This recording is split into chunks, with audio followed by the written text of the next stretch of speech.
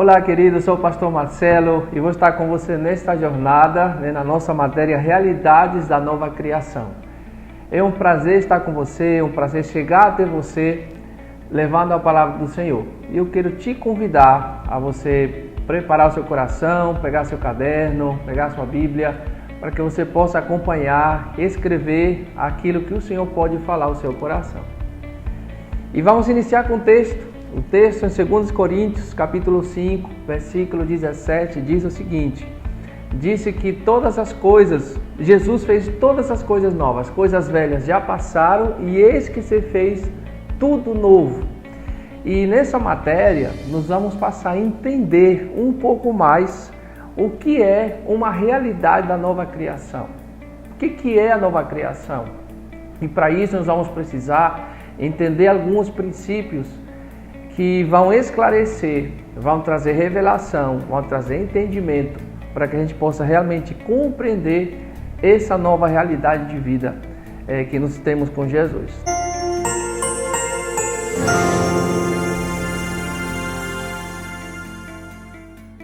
Então a primeira coisa que eu quero falar para você é que nós somos inseridos numa nova realidade. A partir do dia que você aceitou a Jesus, que entregou sua vida para Jesus, você passou a ser injertado na videira, inserido numa nova realidade. Agora você passa a ser um filho de Deus e tem uma vida diferente, regida pelas leis espirituais estabelecidas pelo Senhor.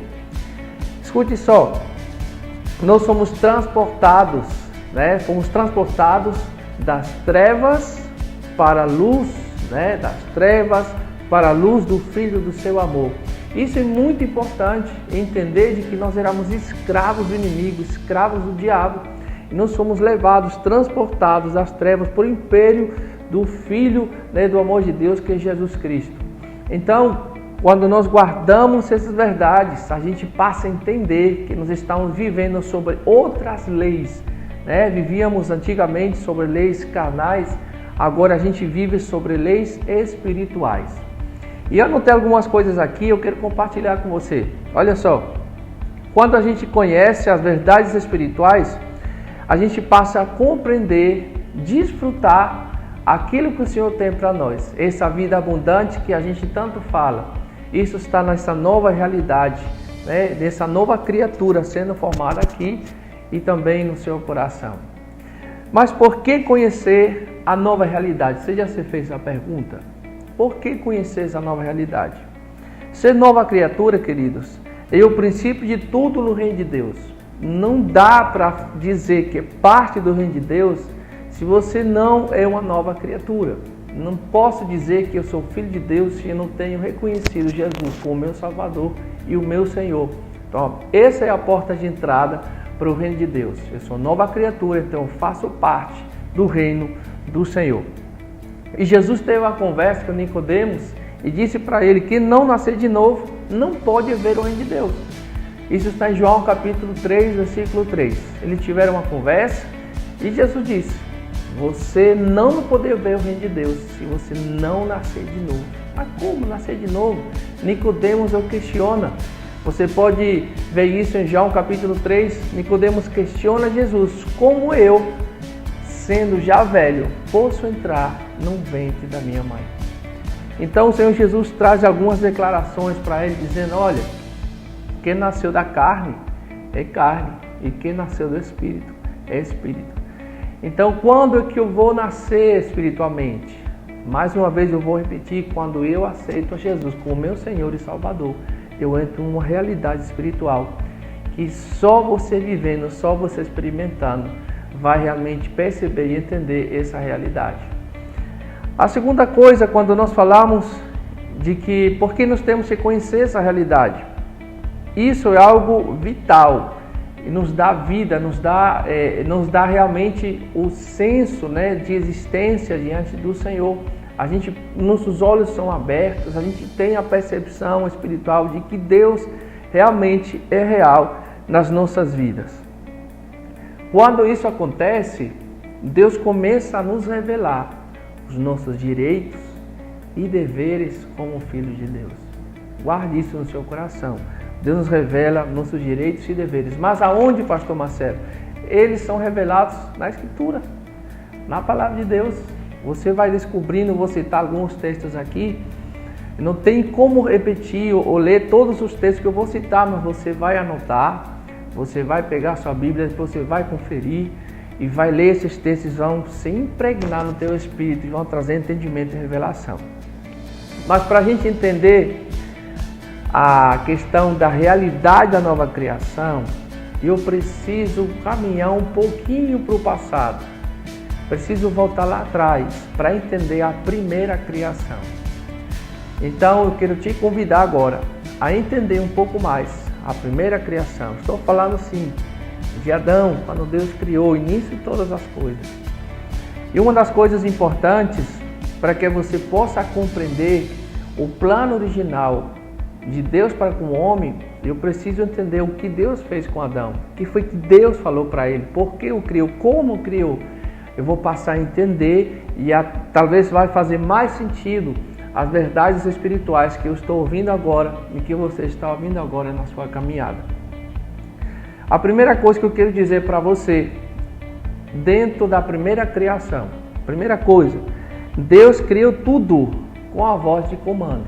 Então Deus criou os céus, a terra, o universo, tudo que existe. Ele declarou, ele falou, haja luz, e assim ele foi fazendo tudo.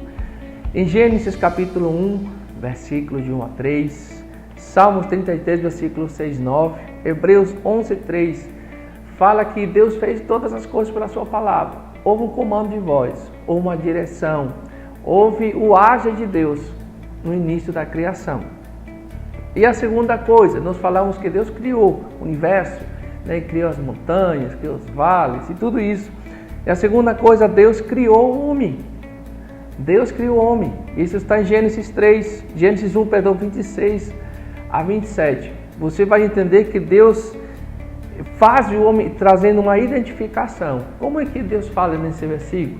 Diz, façamos o homem a nossa imagem e a nossa semelhança. O que Deus estava querendo dizer com isso? Deus estava identificando um homem com Deus. O estava identificando, trazendo identidade para ele. Então, quando Jesus diz assim, vocês querem conhecer o Pai? Olhem para mim. Jesus estava trazendo uma identidade, mostrando novamente para o homem que eles precisavam voltar a trazer essa realidade para eles, de realmente viver para Deus, conhecer realmente essa revelação de que eles eram feitos filhos de Deus. E a partir desse momento eles iriam andar à imagem e semelhança diante do Senhor. Isso está em João 14, versículo 9. Olha só, e quando Deus criou o homem, o formou, Deus o fez governador, para que ele viesse governar sobre o que Deus tinha criado. Mas como assim, pastor Marcelo? Deus colocou o homem para governar? Sim, o homem era um regente, um governante, mas o soberano é o Senhor. O soberano é Deus.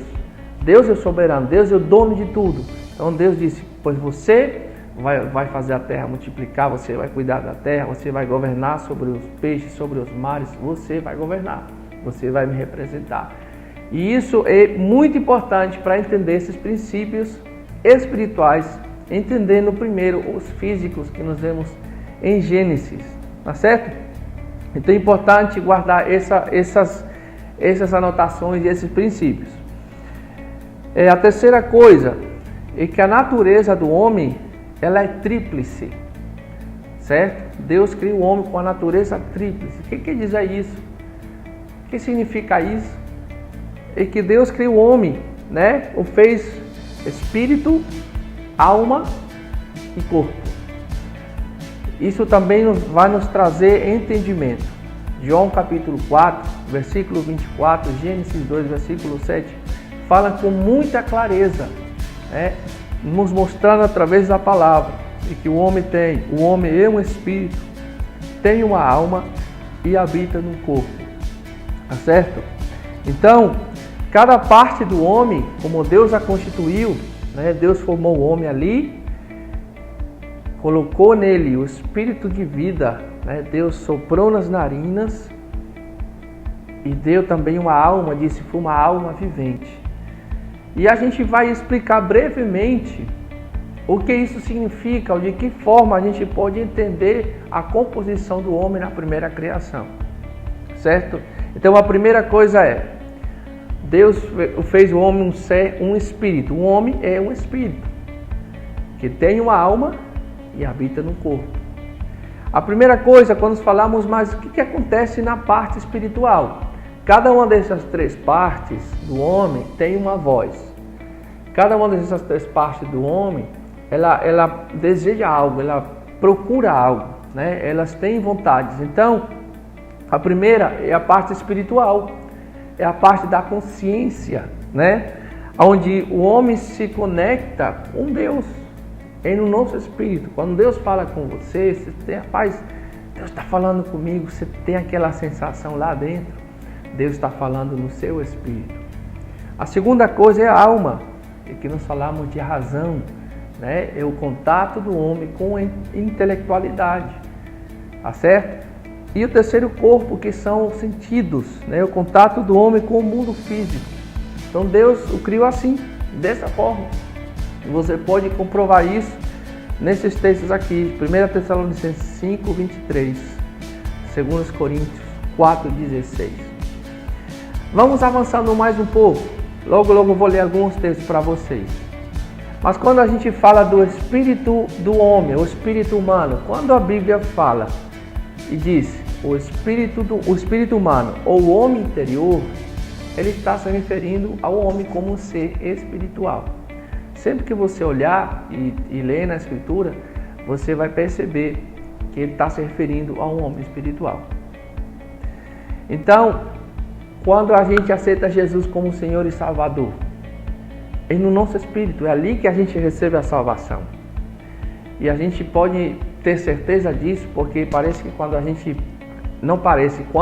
recebe Jesus como Senhor e Salvador, algo acontece dentro de nós. É o nosso espírito, como disse a Bíblia, ele é vivificado, né? Estávamos mortos, fomos vivificados. E a segunda coisa que acontece no espírito do homem, que Deus nos mostra que o espírito do homem é a lâmpada do Senhor. O espírito do homem é a lâmpada do Senhor. Olha só que interessante. Então a natureza e a vida de Deus, por meio da sua palavra, gera em nós um novo espírito e nos torna novas criaturas. Olha só que interessante.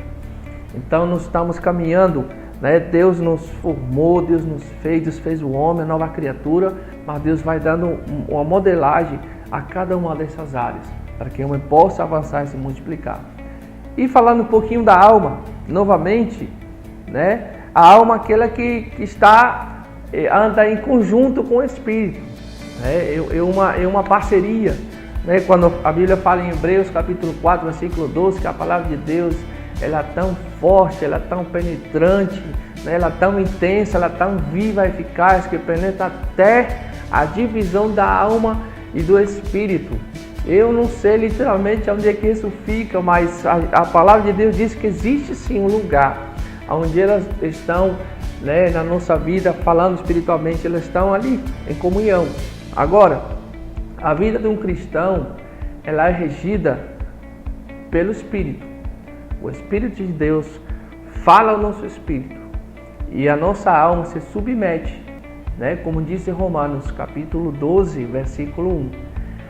Que nós precisamos renovar. Lembra que nós falamos que a alma, ela toca a intelectualidade?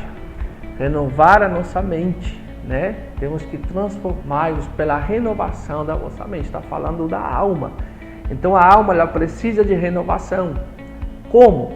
Através da meditação da palavra, através do alimento diário da palavra de Deus. Quando você se alimenta, quando você vai para o culto, você vai cultuar a Deus. Quando você está ouvindo louvores, você está alimentando o seu espírito, como disse Mateus capítulo 4, versículo 4, nem só de pão viverá o homem. Então quando a gente alimenta o nosso espírito, ele, irmãos, é a engrenagem para que a alma esteja em equilíbrio e para que o corpo esteja seguindo, né, se guardando em santidade. Essa é a única forma, esse é o segredo onde a gente pode realmente viver uma vida que agrada ao Senhor. Tá certo? Então, é importante entender como funciona essa área do ser humano, a parte almática. Quando o ser humano está triste, está angustiado, as suas emoções estão à flor da pele, é um sinal claro, obviamente, que ele não está bem, mas também é um sinal de que ele não está se alimentando espiritualmente. É um sinal de que ele está desabastecido da palavra, está um pouco, talvez a reserva espiritual está baixa. Então, uma das formas de combater os sentimentos, as emoções, é se alimentando da palavra o máximo que você puder, até a alma e o corpo encontrar a balança, o equilíbrio na nossa vida espiritual. E falando do corpo, né, ou o homem exterior, que a Bíblia fala que no momento determinado o corpo será transformado dia de arrebatamento. E eu vou citar o texto para você ler também, 2 Coríntios 4, 7, 2 Coríntios 5, 1. Nosso corpo será transformado. E quando a gente entende o plano e o propósito da salvação, são etapas. O nosso espírito ele foi salvo, a nossa alma está em processo de salvação e o corpo também será salvo. Tá certo? Vamos caminhando já em breve, né? Falta mais um pouquinho, mas ir caminhando para o final da nossa aula. Olha só, o plano original de Deus para com o homem. Qual é o plano original de Deus? Entendemos agora então a primeira criação, mas vamos entender agora qual é o plano original. Deus fez o homem, ou criou, ou fez o tríplice espírito, homem e corpo, mas para quê? Qual era o plano? Qual era o projeto de Deus nessas questões? Tá? Então, 3 coisas eu quero falar para você. Deus colocou o homem para ter comunhão, o plano original, para ter comunhão, para ser um sacerdote e para governar, que é algo que nós já falamos aqui. Então o desejo de Deus é ter comunhão com o homem, estar com ele, né? E viesse um sacerdócio, e um governo que alguns vamos falar um pouquinho mais adiante, ok? E eu quero ler aqui com vocês Gênesis capítulo 3, tá certo? Deixa eu procurar aqui rapidinho. E você vai aí abrindo sua Bíblia e lendo comigo. Gênesis 3:8, olha só. Diz assim: quando soprava a brisa do entardecer, o homem e sua mulher ouviram o Senhor Deus caminhando pelo jardim e se esconderam dele entre as árvores. Então o Senhor Deus chamou o homem e perguntou: aonde você está? Olha só que pergunta. É uma pergunta que, quando eu leio esse texto, dá uma dor na alma até hoje, só de imaginar, né, essa cena, essa situação. Então, queridos, tem outros textos também que você pode ler relacionados ao plano original do homem, de Deus para com o homem. Salmo 8, né, versículo 4 ou 6, Romanos 1, 19 ao 20.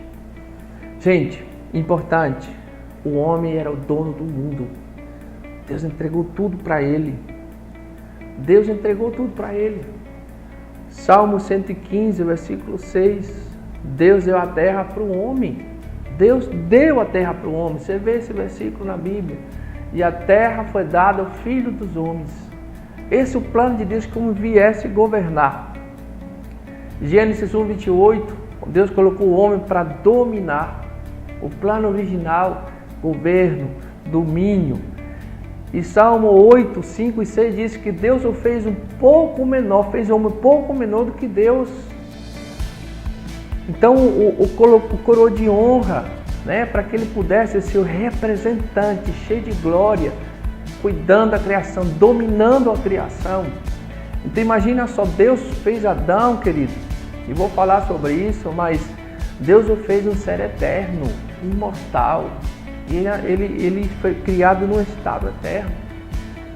Então o homem estava ali como representante. Imagina Adão vestido de glória, andando pela face da terra, cuidando daquilo que Deus tinha confiado a ele.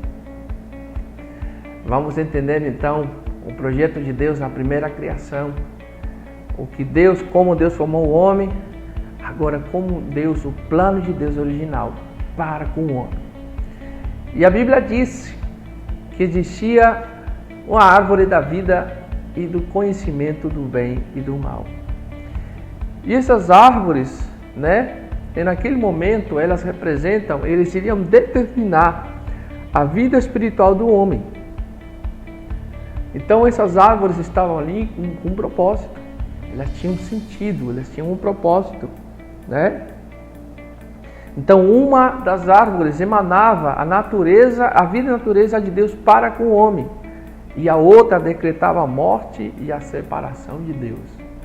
Você pode encontrar isso em Gênesis 2:9, Gênesis 2:16 a 17, que diz: e havia no jardim 2 árvores, uma do conhecimento do bem e do mal, a árvore da vida, e etc. Mas, pastor Marcelo, o que é a árvore da vida? O que é isso? Né? A palavra de Deus, ele prática. João 4, Jesus Cristo disse que a palavra de Deus é vida. Então a árvore da vida, querido, ele é o alimento espiritual. A palavra de Deus. Outras revelações dizem que era o próprio Cristo naquele lugar, né, onde emanava a palavra de Deus para levar o alimento espiritual para o homem, para que o homem vivesse em comunhão. Amém? Então você pode encontrar mais sobre isso em João 6:63, Salmo 119, 105 e João 8:12. Então a árvore da vida, resumindo, era para que o homem tivesse alimento e comunhão com o Senhor. E a árvore, pastor Marcelo, do conhecimento do bem e do mal. Isso aqui eu acho muito interessante. Olha só, essa árvore estava ali. Deus deu ao homem a oportunidade dele poder adorá-lo, dele poder servi-lo, mas dando a opção também de não adorá-lo e de não servi-lo. Então o homem poderia sim ter conhecido o que era o bem e o mal, sem precisar ter comido do fruto. Com certeza Deus iria ensiná-lo, com certeza Deus iria trazer esse ensino para ele. Mas a verdadeira, querida, adoração e o verdadeiro serviço que a gente encontra aqui em Gênesis é aquele que é espontâneo. A adoração é espontânea. Deus não estava obrigando Adão. Era tudo em base de relacionamento, de amor, de comunhão, de paixão, né? Uma paixão de Adão para com seu Criador. Então era algo que fluía espontaneamente. Então não havia obrigação. E foi esse momento então que talvez, com certeza, né, você é um estudante da palavra, você sabe que Adão e Eva, ou Eva e Adão, comeram no fruto. Comeram no fruto, e foi nesse momento então que o pecado, como um vírus, né, que trouxe uma catástrofe espiritual, entrou no homem para destruí-lo, principalmente separá-lo de Deus. Mas o que é o pecado? O pecado é transgressão, é iniquidade. Resumindo as palavras, é tudo que se opõe contra Deus, tudo que não agrada a Deus. Você pode encontrar um sinnúmero de significados na palavra de Deus. Você pode encontrar no próprio dicionário várias falas, várias frases do que significa o pecado. Mas em resumo as contas, é desobediência, tudo que se opõe à vontade do Senhor. Mas aonde começou o pecado? A gente vê que Adão e Eva foram a porta para que o pecado entrasse na humanidade. Mas aonde começou o pecado? Se eu dizer para você que começou no coração de Lúcifer. Quem era Lúcifer? Lúcifer é quem hoje é Satanás. Tem uma pessoa uma vez que fala assim: pastor Marcelo, Deus criou Satanás. Diz, não, Deus não criou Satanás, Deus não criou o diabo. Mas a Bíblia diz que Deus criou todas as coisas. Sim, todas as coisas, mas elas foram feitas por Jesus, por Ele, por meio dEle e para Ele. Deus não criou Satanás, Deus criou Lúcifer. E Lúcifer era alguém que estava ali no céu, né, que regia o louvor, alguém que era cheio de perfeição, né, um anjo cheio de autoridade, né, um querubim cheio de autoridade, cheio de perfeição. Ele estava ali para levar a adoração ao trono de Deus. Ele era perfeito. A Bíblia relata que dele A gente vai estudar um pouquinho mais sobre quem era Lúcifer. Dele emanava cânticos, se ouviam os tamborins de dentro dele, saíam cânticos, sons. Então é algo incrível na posição que Deus colocou Lúcifer. Então foi no coração de Lúcifer. Outras pessoas dizem, o pecado começou no céu. É uma forma de expressão que faz sentido, mas no coração de Lúcifer, na soberba dele, dos seus tráficos, na vontade dele querer ser como Deus e se assentar no lugar de Deus, ou até querer estar acima dele.